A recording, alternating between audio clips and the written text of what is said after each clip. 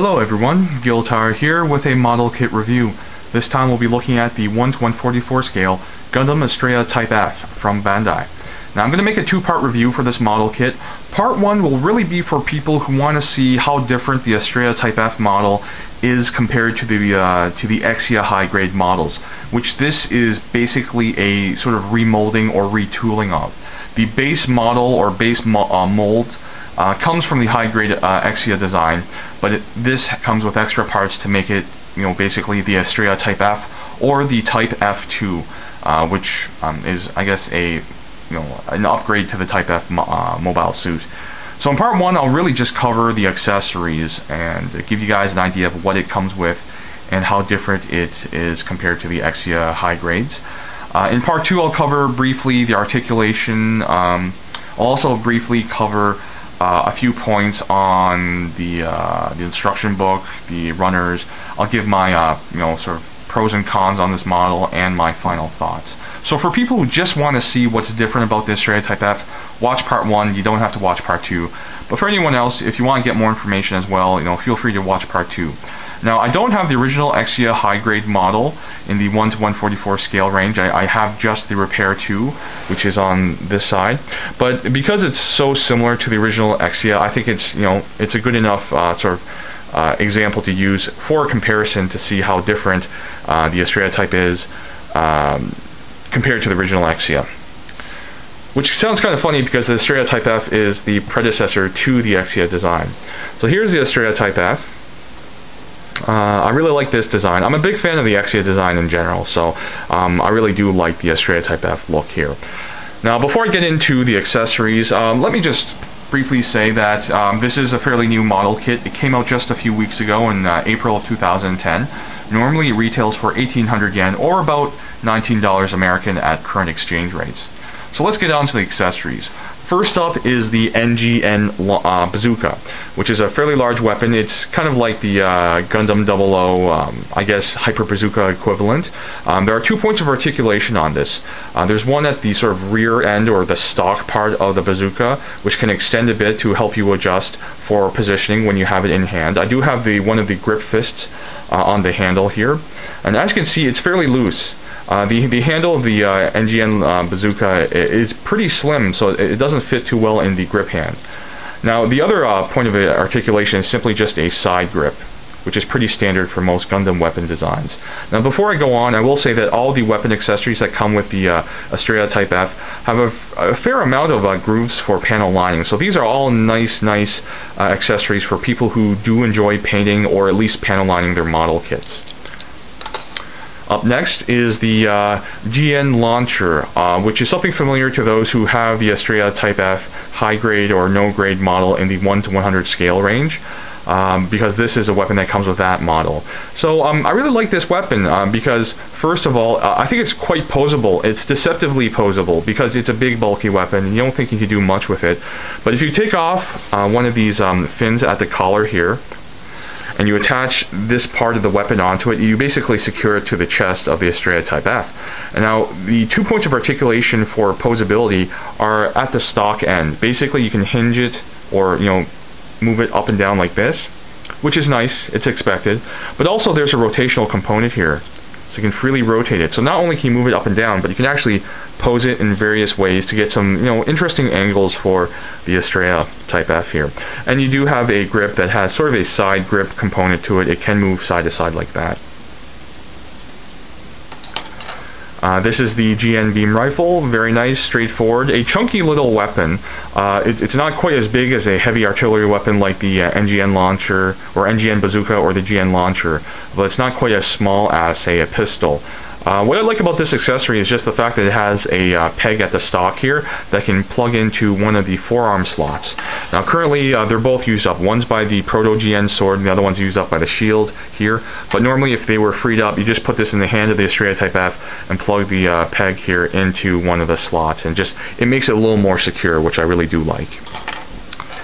Next up is a newer weapon, which is the hand missile. I believe, I would prefer to call it a hand missile launcher. And there are 2 ways to store this. The first way is, you attach a handle component and basically hold it in the hand of the Astraea Type F. or you can peg it into what the instructions are called hard points.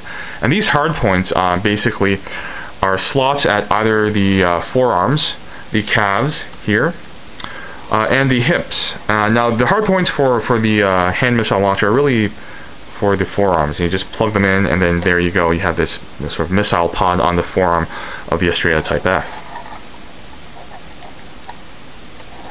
Whoops.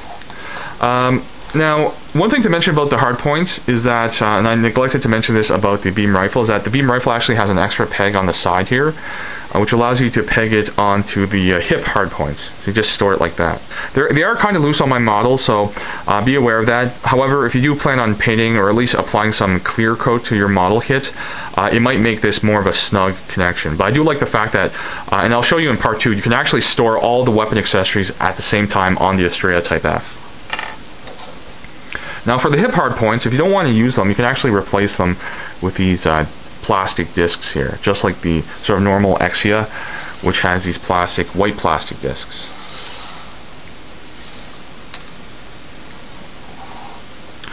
Now next up is the Gundam, or not Gundam, but the GN hammer.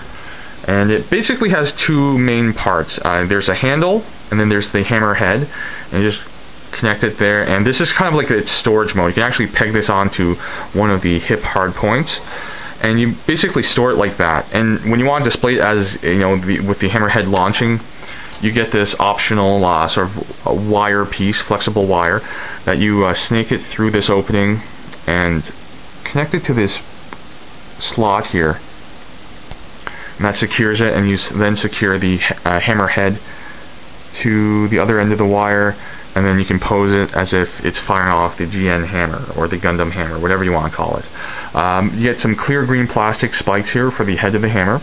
That's a very interesting component. I like how you have these sort of like rocket thrusters here to show that it can be launched pretty forcefully at your or at the Astraea's opponents.